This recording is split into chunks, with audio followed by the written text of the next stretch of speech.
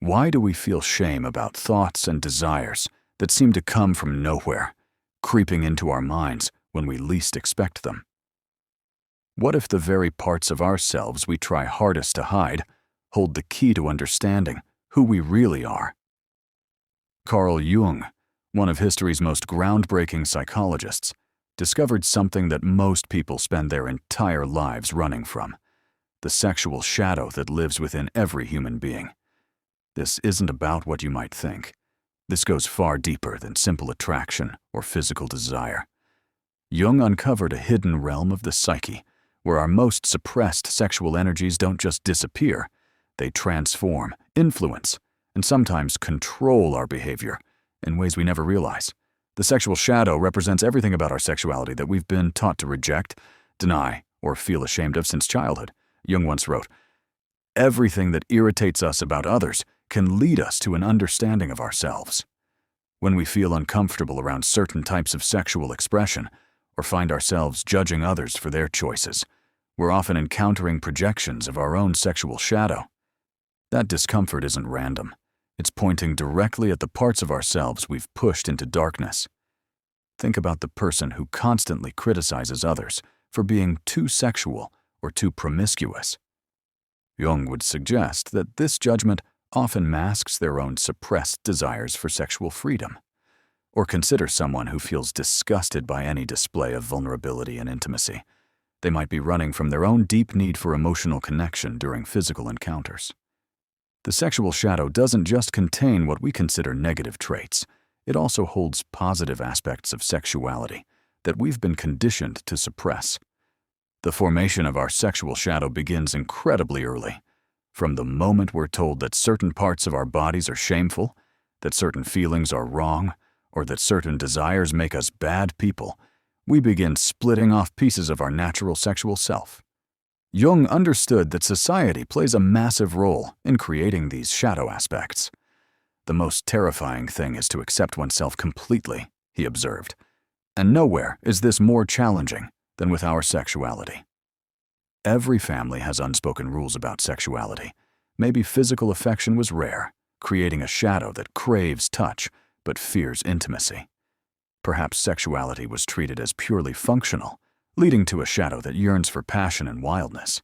Or maybe one gender was taught to be pure while the other was expected to be aggressive, creating shadows that contain the opposite qualities. These early experiences don't just fade away. They become the foundation of our sexual shadow. Jung discovered that the sexual shadow often manifests through what he called projection. When we haven't integrated these hidden aspects of ourselves, we unconsciously see them in other people.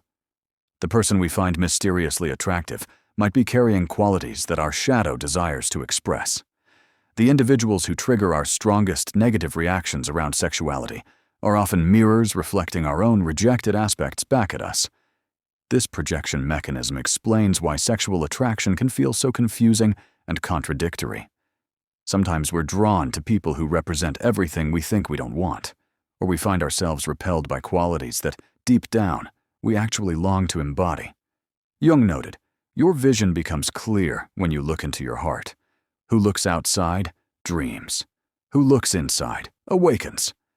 The power of the sexual shadow becomes most evident in what Jung called compensation.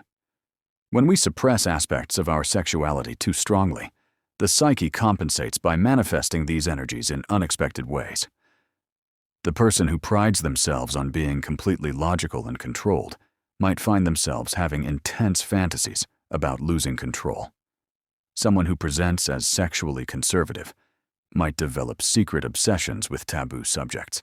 This isn't hypocrisy. It's the psyche's attempt to maintain balance. Jung observed that what you resist persists.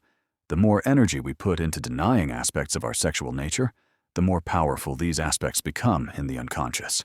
They don't disappear. They go underground and begin influencing our behavior in ways we don't recognize. This might show up as mysterious attractions, unexplained relationship patterns, or sudden urges that seem to come from nowhere. The sexual shadow also contains what Jung called the anima and animus, the feminine aspect in men and the masculine aspect in women.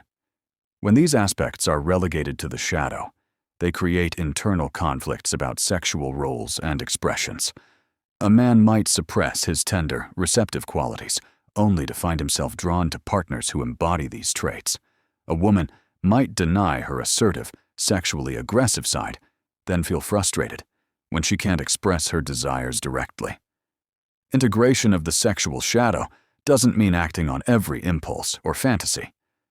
Jung was clear about this distinction. The privilege of a lifetime is to become who you truly are, he said. But this becoming requires wisdom and consciousness, not reckless behavior. Integration means acknowledging these aspects exist, understanding where they come from, and choosing how to express them in healthy ways. The process of shadow integration begins with honest self-examination. What sexual qualities do you judge most harshly in others? What aspects of sexuality make you uncomfortable or defensive?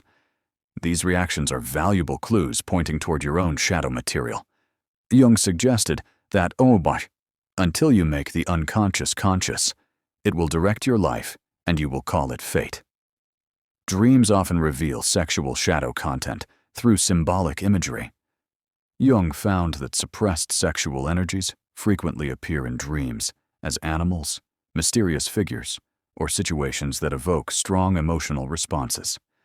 These dream symbols aren't literal instructions, but rather communications from the unconscious about what needs attention and integration.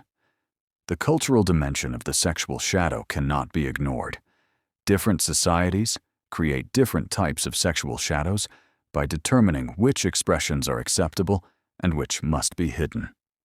In cultures that suppress feminine sexuality, women develop shadows containing their full sexual power. In societies that discourage male emotional vulnerability, men develop shadows rich with tenderness and receptivity. Jung realized that much of what we call sexual dysfunction stems from these unintegrated shadow aspects. When parts of our sexual nature remain unconscious and unaccepted, they can't contribute to healthy sexual expression.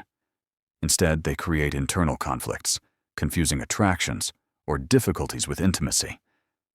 Your task is not to seek for love, but merely to seek and find all the barriers within yourself that you have built against it. The relationship between creativity and the sexual shadow fascinated Jung. He noticed that many artists and creative individuals seem to have better access to their shadow material, including sexual aspects that others kept hidden. This wasn't because artists were more sexually liberated, but because creative expression requires accessing unconscious energies, including those that society deems unacceptable. Modern psychology has validated many of Jung's insights about the sexual shadow.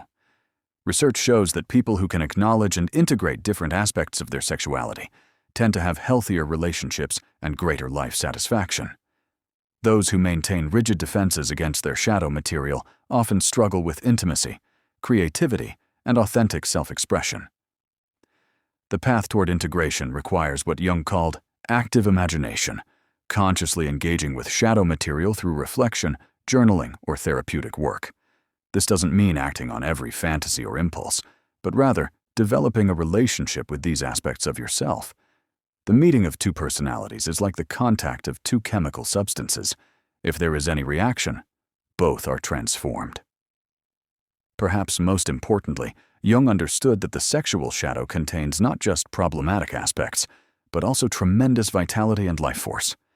When we can integrate these energies consciously, they become sources of creativity, passion, and authentic connection rather than sources of shame and conflict.